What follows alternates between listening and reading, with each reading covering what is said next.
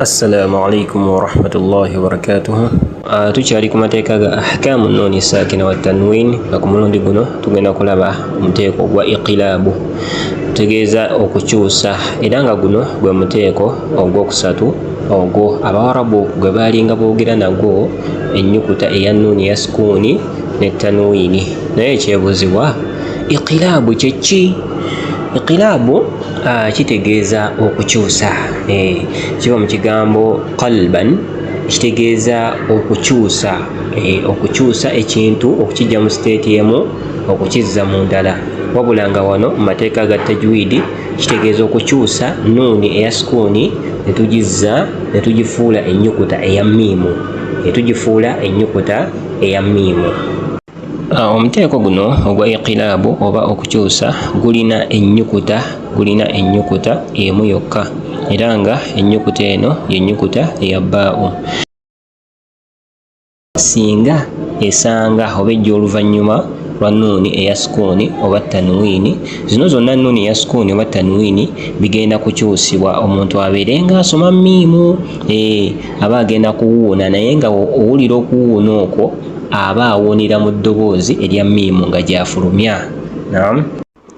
Kiki kye mba ntegeeza n'okuwuunira mu ddoboozi erya miimu? Weetegereza example zino ze tugenda okulaba nti baa'u nga bwe tugambye nti y'ennyukuta yokka esangibwa mu muteeko guno, singa ebezze oluvannyuma lwa nuuni eya sukuuni oba tanwiini ekyusibwa, omuntu yalisomye nti oba n'awuunira mu nuuni, okuwuuna okwo kugenda kukyusibwa abeere ng'asoma miimu. Kati tulabe kolomu eno esooka yanga nuuni ya sukuuni eri mu kigambo mwennyini, mu kigambo kimu. Kati ng'ekigambo ekisooka, eno nuuni ya sukuuni eya green nga baa'u eya red ezze oluvannyuma lwayo, n'osoma nti ambihum, tosoma nedda, osoma ambihum. Kino ekya wansi la yumbadhan, owulira nti oba owuunira mu miimu. Ku bino ebigambo ebirala ebiri wakati, singa baa'u ejjira mu kigambo ekirala nga teri mu kigambo kimu, kye kimu ne nuuni ya sukuuni, oba ojja soma ekisooka amburik, kino ekirala min ba'de, ne tanwiini nayo kye kimu. Weetegereza kino eno ekisooka sami'un basir, kino ekiddako zawjin bahije,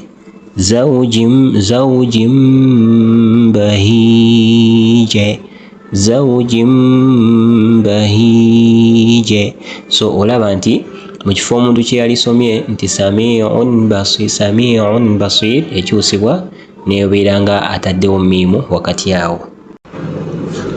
Kaakati njagala twetegereze etteeka lino erya iqilaabu, engeri gye likolamu nga lisisinkanye nuuni ya sukuuni mu Qur'ani, aya ezimu ezikirambika. Waliwo aya eno esangibwa mu suratul Baqara, Allah agamba a'udhu billahi minash shaitani rajim, alam tara ila al-mala'i min bani Israila min ba'di Musa. So weetegereza wano min bani, eno nuuni ya sukuuni esinkanye baa'u ojagamba min bani Israila min ba'di, ne wano min ba'di Musa. Bw'otyo bw'olina okuba nga okisoma. Etteeka ekyokubiri era mu nuuni eya sukuuni, singa baa'u ejjira oluvannyuma lwa nuuni eya sukuuni, ya aya eri mu suratu Ali Imran. Allah agamba a'udhu billahi minash shaitani rajim, dhalika min anba'il ghaibi nuhihi ilayk, min anba'il ghaibi, awo min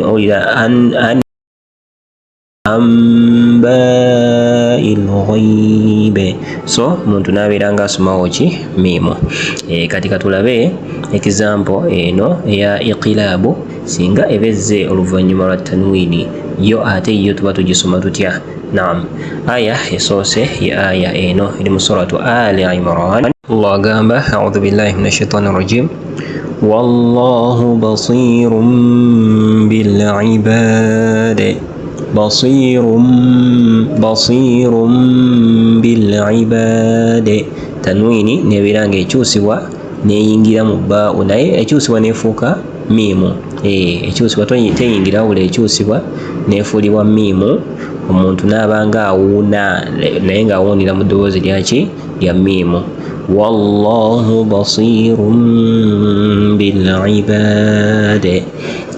Aya endala eri mu suratul alaqa Allah agamba كلا لئن لم ينته لنسفعا بالناصية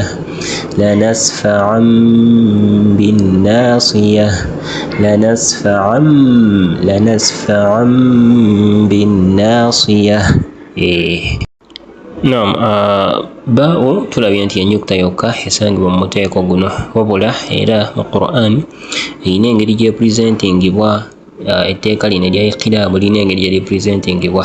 Weba nuuni eya sukuuni ojja gisanga eriko kamiimu ako waggulu keba tanwiini fatahataani kasrataani dhammataani zonna ozisanga nga bazitaddeko obubonero obwo nga tugenda okulaba mu aya zaffe zino eno wammanga engeri gyekibeeramu.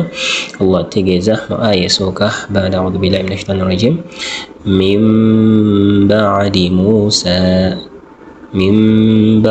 Musa wallahu alimun bizzalimin.